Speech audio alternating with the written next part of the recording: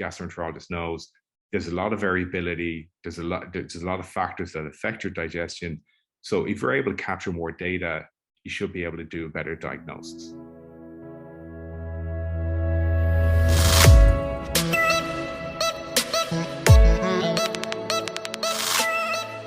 Aonghus, and you're the CEO and founder of FoodMarble, which is a breath analyzing device that I'm excited to learn about. I warmly welcome you to the Scope Forward show. Thanks very much, Praveen. I've always loved the Scope Forward show. It's just really informative and just delighted to be invited. Aonghus, you are a PhD in engineering in a completely different field. And you're a data scientist. How does somebody with your background get into a field like gastroenterology? It's a good question. It was actually my wife, my girlfriend at the time. She has IBS, and she was struggling. She was having a really difficult time. She'd been to different types of clinicians between primary care. She'd been to a number of gastroenterologists. She tried enough medications. She'd, of course, had a number of procedures. And so they didn't find anything they were very worried about. So kind of a really common story where people end up with a diagnosis of IBS. And I just started doing some research to see, because I had access to the literature. So at that time, breath analysis had been used for quite some time, these sort of large benchtop devices. But I could see the low FODMAP diet was emerging from the literature. And this was kind of an approach where if you can identify which foods ferment rapidly into gases in the gut and reduce down the consumption of those foods, that you could feel a lot better. And it was remarkable for me because I could see that in those early trials of the low FODMAP diet, and as many as 3 and 4 people were seeing significant improvement. People at least are tend to feel better. So they were using breath analysis in that research. So it kind of triggered me to think, okay, could I build one of these devices for Grace? And when she'd eat it, she'd see sometimes very significant rises in the breath hydrogen being measured. That was quite a good signal in terms of maybe this food should limit in her diet. It's a pretty cool way if she was able to start personalizing what she could and couldn't eat. And I guess that was sort of the inspiration for what we're doing today. That's an amazing backstory. So how did you get started? So I started working on the original prototypes back in 2014. The accelerator program was at the start of 2016.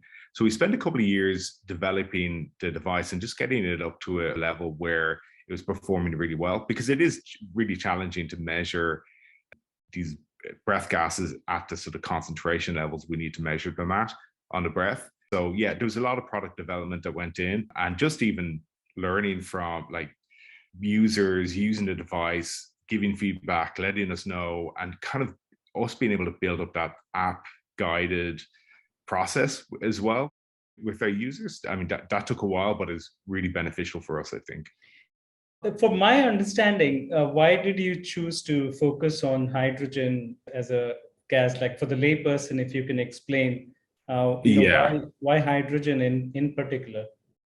Yeah, so there's a few gases that are relevant on the breath. And so hydrogen is probably the primary gas. So if you eat something, essentially it's not absorbed or it's not fully digested, and it gets as far as microbes that can break it down in the gut. So that might be the small intestine, but usually the large intestine. So if you get that undigested food to that point, it starts to be fermented by the bacteria or the different microbes in the gut. And that's producing hydrogen carbon dioxide and lots of other different metabolites. So hydrogen is the kind of the primary gas that's produced. Some of the hydrogen can be turned into methane, which is another gas that's often present on the breath. Some of it can be turned into hydrogen sulfide as well. So there is a couple of other gases on there.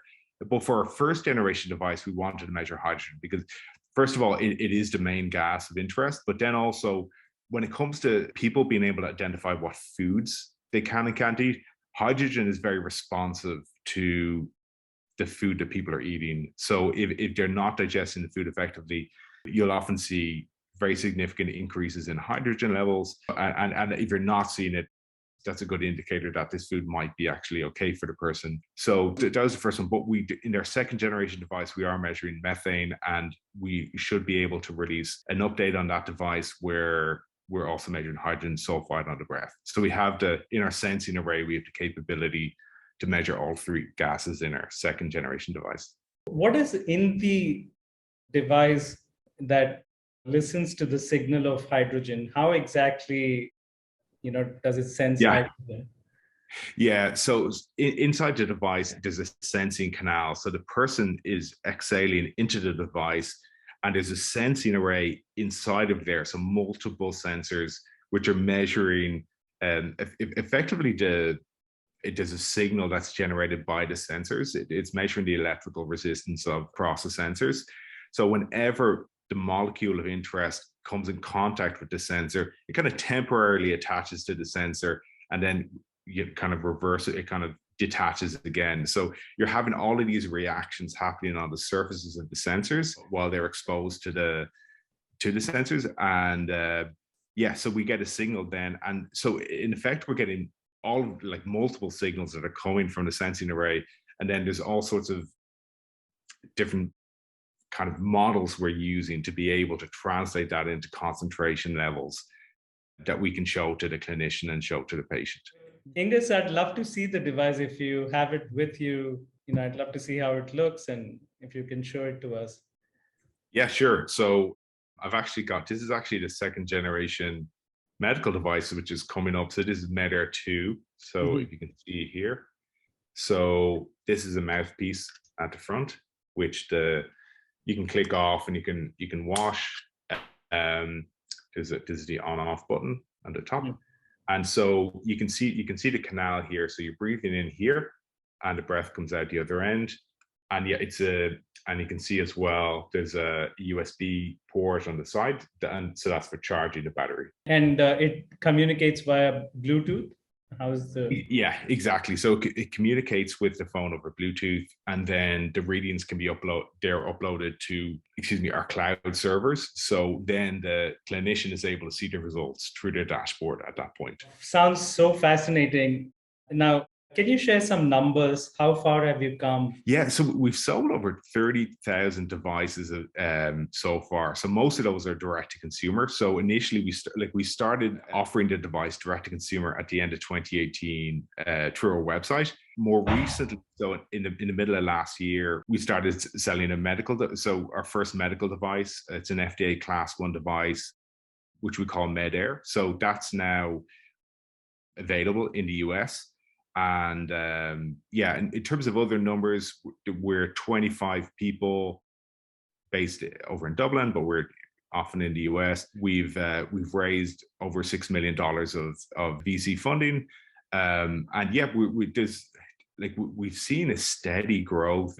So last year we saw our sales double compared to the previous year, and again this year we're seeing really good growth as well. So there's certainly a lot of interest from consumers and also from clinicians. And often what happens is a consumer buys a device, they're gathering data, and they come into their gastroenterologist, and probably many of the people on the show might have had this experience.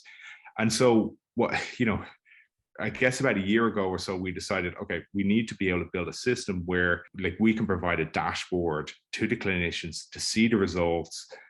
And also we're making it possible, by having a medical device, the clinician can use that, and from a kind of ancillary revenue point of view, it's something that they can add to their practice, and it can be a source of revenue as well. Mm-hmm. Can you talk a little bit more about that? How could a clinician earn money by partnering with you, and how could it be a source of revenue for them? Yeah, so basically the way we do it is that if a clinician gets set up with us, it's then possible for them to order devices that get sent to their patients. So we can send them directly, or we can send them a bulk number of units that they can have to hand, and because sometimes the clinician wants to be able to give the device directly to the patient if they're coming into their office. And so in this instance, then the clinician is also able to avail of reimbursement. So there's reimbursement for the breath test, for breath tests that have been done traditionally. So it's the same reimbursement codes. And something we're also doing more and more is where the device is being used from a remote physiologic monitoring perspective. So that sort of RPM idea is something that's getting increasingly, like, because these are conditions like IBS, SIBO, functional constipation. These are conditions where it really makes sense to track the patient over a period of time. So clinically, if you're measuring, for example, for functional constipation, measuring methane levels on the breath is very relevant because constipation tends to correlate with methane levels in a lot of patients. But yeah, so there's different models that can be applied, and it really depends on what the clinician wants to do. But yeah, but fundamentally, there's a dashboard for the clinician to be able to review the results from the patient, and so we can guide the actual patient through the procedure of doing breath tests. So that could be SIBO breath tests or tests for different food intolerances, or, as I said, remote monitoring. So we keep it really easy for the clinician and for staff to be able to set up patients and to be able to interact with the patient. It just makes it a lot easier for a clinician to be able to do breath testing, and facilitate that from the home. Does this come under the same category as other remote patient monitoring devices, such as a blood pressure cuff, or you measure diabetes and you send that to the clinician? Would it come under the same category? Yeah, exactly. So from a reimbursement perspective, it's the exact same codes. Yeah, it's exactly, from a reimbursement standpoint. Yeah, and also it's a very similar concept as well. So you're tracking data that's relevant to the course of treatment. So, like, for example, if a patient, so initially they might be diagnosed, the GI might diagnose them with SIBO. So if they did a conventional SIBO breath test, which is a kind of a fasting morning breath test, and that could be done remotely using our device. If they determine that, okay, this patient appears to have SIBO, and they, in most cases, they proceed to treating with rifaximin, which is an antibiotic. Like, during the course of treatment and after treatment, they're able to monitor the levels of hydrogen and methane in the patient, and that's really relevant because, well, first of all, you want to see, did the treatment work, and is another course required? But then also, after the patient has been treated successfully, in about half of cases, the SIBO tends to return. So, for some clinicians, they might be interested in being able to monitor the patient to see, do the symptoms return? Do they need to do another course of treatment? Or, what's the best next approach for this patient? Because it's sort of, for a lot of these conditions, you need to try different things. So you might, like in SIBO, for example, you want to identify what is the underlying cause, and what can bring the patient to a resolution. Because you might be testing for SIBO and you clear it with antibiotics. If you don't identify and resolve the underlying cause, they may still continue to have symptoms. So, for example, you might have where a patient has very slow motility, so the food is passing very slowly through their gut, and sometimes maybe using a prokinetic agent or something like that might be beneficial. But if you're able to track their fermentation levels in real time over a period of time, that could be really beneficial in terms of treatment. I'm really curious about that. So do you write into the EHR? I'm getting into a little bit of detail now, but how does a clinician, I think what I'm trying to figure out are two things. One is from your end, one is from a clinician's end. If you're providing a dashboard, or if you're writing, say, let's say, into the EHR, whatever, how can I get a longitudinal view of a patient's condition? One. Second is, how can I get a population view? If 30,000 people have used the device, what have you learned from it? These are two, three questions mixed into one. They're both really good questions. So first of all, from the perspective of how does the clinician monitor the results? So in the dashboard, they can see charts of the patient's data over time. So they could be looking at their breath readings. They could be looking at their intake of fermentable carbohydrates, so what the patient is eating. They could be looking at their symptom levels. Stool tracking can be very relevant, especially if you're talking about functional constipation or IBS. So they can see that data over time, and they can look at it just at a specific day, or they can look at, over a week or a month or over a longer period of time. And we also try and make it possible. You can also see the trend in the data. So we try and make it easy for the GI to see whether the levels tend to be going down, or maybe they've started to go up again. So there's some of the key things that they're looking for, but it's something we're building on all the time. So you mentioned the population level data.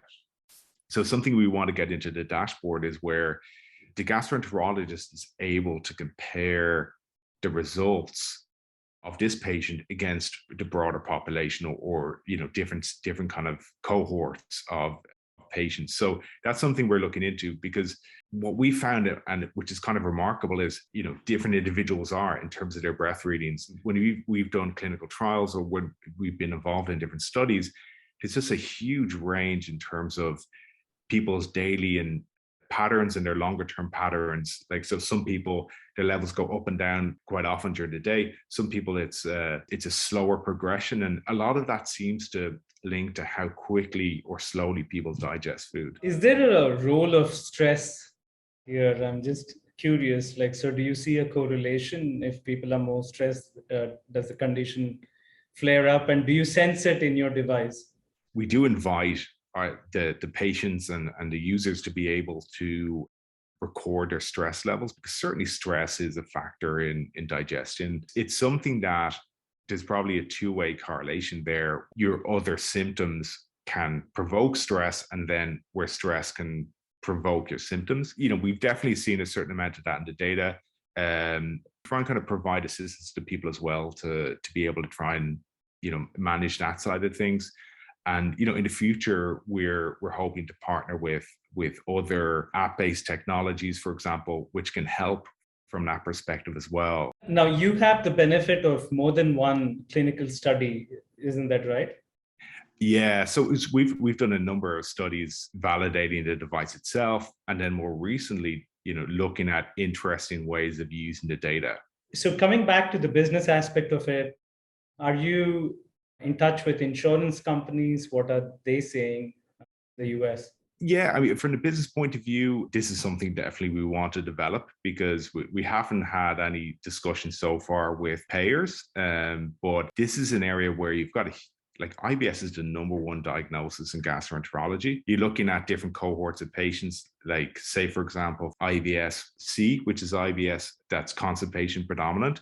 I was looking at numbers just before the call where, the average was an extra $4,000 per patient per year, which, isn't as much as some other conditions. When you're looking at the amount of people that are affected, it becomes a very big number. It is a huge cost for payers. And when you think of the different drugs that are used, they can be expensive.